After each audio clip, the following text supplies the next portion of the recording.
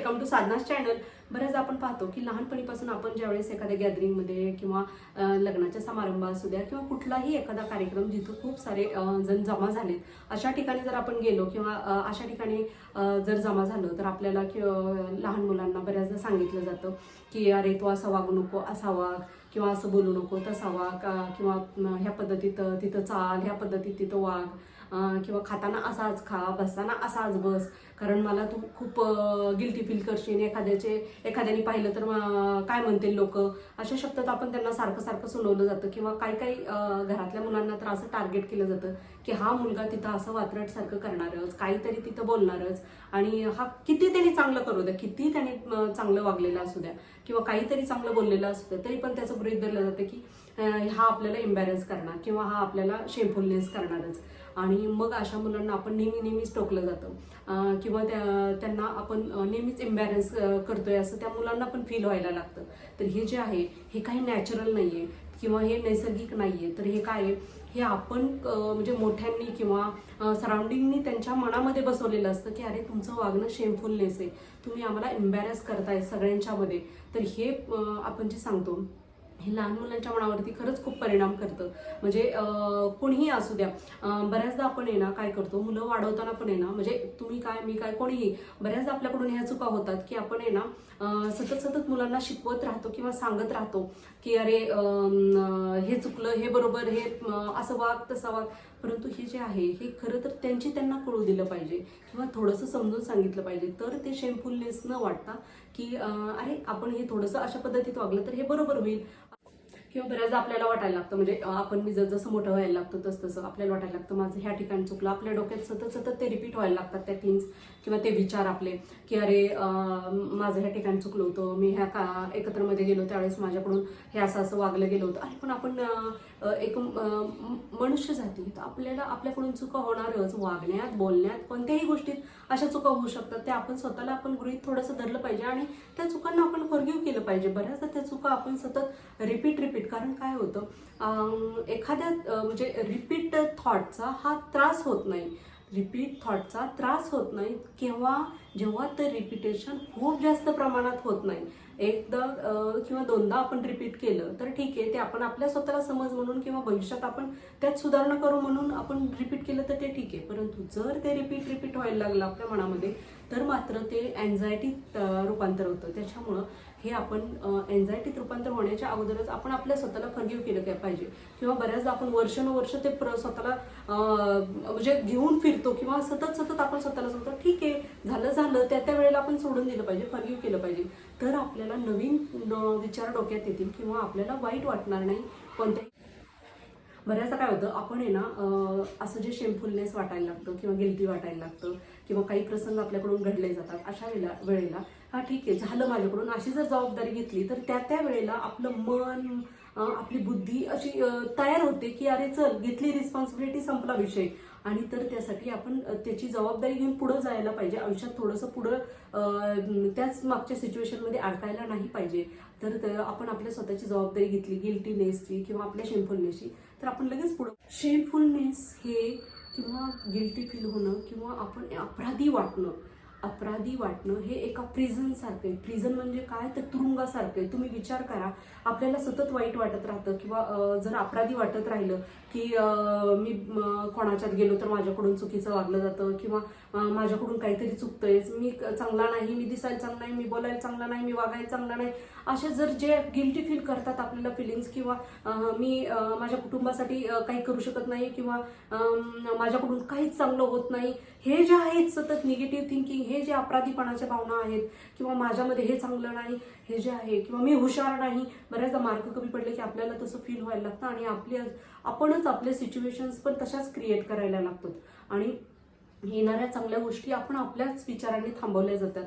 ठीक आहे झालं, हे आपण पुढं मूव्ह व्हायला पाहिजे. हे जे आहे प्रिझन सारखं आहे, एका तुरुंगासारखं आहे. समजा आपण इमॅजिन करा आपण 80-90 वर्षाचे झालेलो आहेत आणि त्यावेळेला आपल्याला आठवलं की अरे मी माझ्या विचारांमध्ये किती गुंतला गेलो होतो, किती मी माझ्या विचारांमध्येच अडकला गेलो होतो की मी मूव्ह सुद्धा केलं नाही, मी नवीन गोष्टी ऍक्सेप्ट केल्या नाहीत, मी नवीन गोष्टींसाठी तयार झालो नाही. किती आपल्याला वाटायला लागलं मी माझं जीवन असंच सगळं काहीच नवीन न करता घालवलं, सतत लोकांचा विचार केला, हे किती मोठं तुरुंगवास असल्यासारखं आहे. तर आपण आपल्या विचारांना नेहमी थोडंसं फ्रेशनेस ठेवला पाहिजे, जुन्या गोष्टीत न अडकता नवीन गोष्टी. आपण स्वतः दुसऱ्यांसाठी जे लोक आपल्याला सततच करेक्ट करत असतात, सततच आपल्या चुका शोधत असतात, अशा लोकांसाठी आपण जगणं थांबवलं पाहिजे. यांच्याकडे आपण दुर्लक्ष करायला पाहिजे. हे लोक आपल्याला कधीही आपल्याला चांगलं म्हणणार नाहीत किंवा त्यांच्याकडून अपेक्षाही धरणं चुकीचं आहे. कारण मी बऱ्याचदा पाहते माझ्या फॅमिलीमध्ये किंवा माझ्या आसपास सुद्धा असे बरेचसे लोक आहेत की मी काहीही करू द्या, हसले तरी म्हणणार की अरे हे चुकीचं होतं, बोलले तरी म्हणणार अरे हे चुकीचं होतं, किंवा काही करू द्या, काही कशाही पद्धतीत करू द्या, कपडे कसे घालते, काय करते, काही करू द्या, मी नेहमीच चुकीची आहे हे मात्र माझे आसपास असे काही नातेवाईक आहेत ते तसंच करणार. आपण लोकांच्या पसंतीस किंवा त्यांच्या पावतीस उतरू हे आपण लक्षातच घेतलं नाही पाहिजे की आपण का त्यांच्यासाठी त्यांचं सॅटिस्फिकेशन होईल इथपर्यंत आपण चांगलंच वागलं पाहिजे. आपण लोकांचं खरंच सॅटिस्फॅक्शन करण्यासाठी आपण जन्माला आलेलो आहेत का? खरंच नाही. कारण आपण नेहमीच दुसऱ्यांना प्लेजर देत राहिलो, नेहमीच दुसऱ्यांचा विचार करत राहिलो. आता बऱ्याचदा पहा, मी एक विचार करते की समजा एखादा अचानक मला भेटले, तर ते काय म्हणणार, अरे बऱ्याच दिवसातून भेट झाली, तुम्ही काय फोनच नाही करत. म्हणजे समोरचा फोन करत नाही किंवा समोरचा आपल्याला कधी भेटलं तर लगेच पटकन तो बोलत नाही, ही गोष्ट बाजूला राहिली. हा ठीक आहे का, माझ्याकडूनच झालं नाही असं आपण म्हणायला लागतो. किंवा एखाद्याचा फोन आला आपल्याला आणि अरे तुम्ही, म्हणजे त्याला फोन करायचा असतो किंवा त्याला बोलायचं असतं आपल्याशी कधी, परंतु तो काय म्हणणार, अरे तुमचा मिस कॉल येऊन गेला. पण आपण काय म्हणणार, म्हणजे माझ्याकडून पण होतं किंवा मी पण करते तसं की अरे चला, आपल्याला माहिती आहे की त्याचा फोन स्वतःहून त्याने केलेला आहे किंवा त्याला आपल्याशी बोलायचंय. तशा वेळेला मी काय म्हणते की तुम्ही ठीक आहे माझ्याकडून चुकून मिस कॉल लागलेला असेल, हा का, बोला ना आता. परंतु हे आहे, आपण हे पीपल प्लेजर देतो. अरे तुम्हाला फोन करायचं, तुम्हाला बोलायचं होतं माझ्याशी, तुम्ही फोन केलाय, बोला ना. मग तुम्हाला जर वाटलं होतं ना बोलावं तर बोला. का तुम्ही याची साईड घेताय की याची बाजू घेताय की तुम्ही अगोदर फोन केला होता म्हणूनच मी केला. म्हणजे त्यांना तेवढं सुद्धा आपल्याला आनंद द्यायचा नाही की हा मला तुमच्याशी पण बोलावं असं वाटतं म्हणून. तर हे जे आहे, आपण हे पीपल प्लीजर आपलं थोडंसं थांबवलं पाहिजे किंवा कंट्रोल केलं पाहिजे.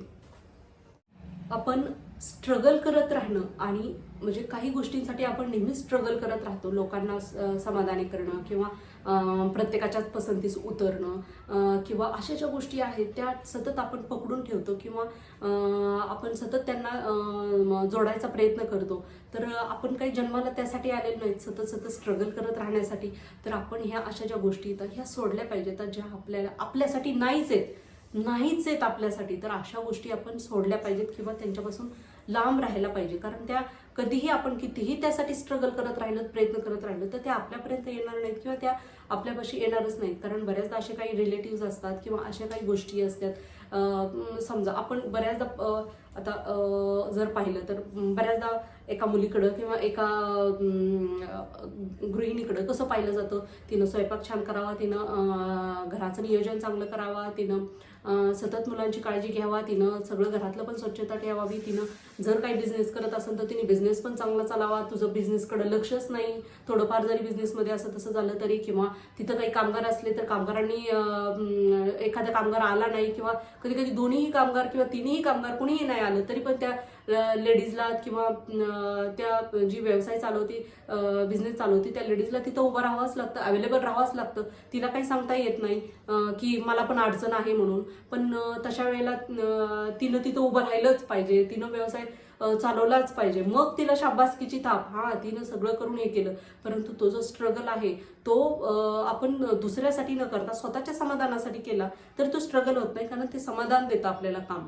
परंतु लोकांच्या प्लेजरसाठी किंवा लोकांचं ओपिनियन घेण्यासाठी कधीही करू नये. तुम्ही जसे आहात, जशा पद्धतीचे आहात तसेच राहा. स्वतःला आपण स्वतः समाधानी ठेवा की मी जसा आहे तसा ग्रेट आहे, मी जशी आहे. आणि खरंच लोक स्वीकारायला लागतात बरं का. म्हणजे आपलं जसं दिसणंय, राहणंय, खाणंय, पिणंय, आपलं पाहणंय, आपल्याला काय गोष्टी आवडतात काय नाही आवडतात तर ह्याच्याविषयी कोणीही कॉमेंट करत नाही आणि हे आपणच आपल्या स्वतःला प्रकाशित केल्यासारखं होतं. तर आपणच स्वतः एक आपली लाईट आहेत, आपणच स्वतः आपलं एक प्रकाश आहेत, अशा पद्धतीत स्वतःला जर कॅरी करायला लागलो, स्वतःला सांगायला लागलो मी जसा आहे तसा बेस्ट आहे, मला कोणासाठीही बदलायचं नाही, तर पहा लोक सुद्धा आपल्याला जसे आहेत तसं स्वीकारायला लागते. आणि हे लोक कोण गेले, बऱ्याचदा आपण आपलं भरपूर आयुष्य घालवतो, हा मला बोलता नाही आलं, एखाद्या ठिकाणी आपल्याला स्पीच नाही देता आलं, एखाद्या ठिकाणी आपल्याला जर एखाद्याच्या संगतीमध्ये मिसळता नाही आलं, किंवा कधी कधी बोलताना काहीतरी आपल्याकडून चुकलं, किंवा काही रिस्पॉन्सच देत नाहीत आपल्या बोलण्याला. बऱ्याचदा तसं होतं बरं का. काही लोकांना अशी सवय असते ना की फक्त स्वतःच्या म्हणण्याला किंवा स्वतःच्या वागण्याला अट्रॅक्ट करायचं लोकांना, आणि जर समोरचं बोलत असलं, समोरचं दुसरं कुणीतरी बोलत असलं तर त्याच्याकडे लगेच दुर्लक्ष करायचं. तर हे जे असे लोक आहेत त्यांना खरं तर आपण एकटं पाडायला पाहिजे. अशा लोकांशी आपण संपर्कात सुद्धा यायला नाही पाहिजे, जे आपल्याला विचारांमध्येच त्रास द्यायला लागतात की अरे तो आपल्याशी असा वागला होता म्हणून. तर हे जे आहे आपण आपल्या स्वतःला नेहमी लाईटनिंग ठेवायला पाहिजे, नेहमी आपण आपल्या स्वतःला प्रकाशित ठेवायला पाहिजे. तर आजचा एवढाच मेसेज होता की आपण शेमफुलनेस न राहता स्वतःला जसं आहे तसं स्वीकारावा, किंवा लेट गो करणं सगळ्यात चांगलं. तर आपण नवीन जग किंवा नवीन गोष्टी आपण स्वतः डोळ्यांनी पाहायला लागतो, त्या गोष्टीत आपल्याला इंटरेस्ट वाटायला लागतो. ज्यावेळेस आपण अशा मागच्या गोष्टीत अडकतो त्यावेळेस आपल्याला इंटरेस्ट वाटत नाही. कितीतरी चांगल्या गोष्टी घडत असतात, नवीन नवीन गोष्टी, किंवा लहान मुलं आपल्यासमोर काहीतरी अशा काही करामध्ये करत असतात की ज्या आपल्या खूप साऱ्या चांगल्या आठवणीत राहू शकतात, किंवा आपले मुलं आपले काहीतरी चांगल्या गोष्टी घडत असतात, आपले गिराईक असतात, आपले कोणीतरी जे चांगलं आपल्यासाठी बोलत असतात ते लोक येतात आपल्यासमोर, त्यांना आपण रिस्पॉन्स देऊ शकत नाहीत कारण आपले विचार आपले पाठीमागच्या दिशेने गेलेले असतात. तर आपण आपल्या विचारांना नेहमी शेमफुलनेस न बनवता ब्राईटनेसकडे आपण आपल्या विचारांना ठेवलं पाहिजे. तर आजचा एवढाच मेसेज होता. थँक्यू.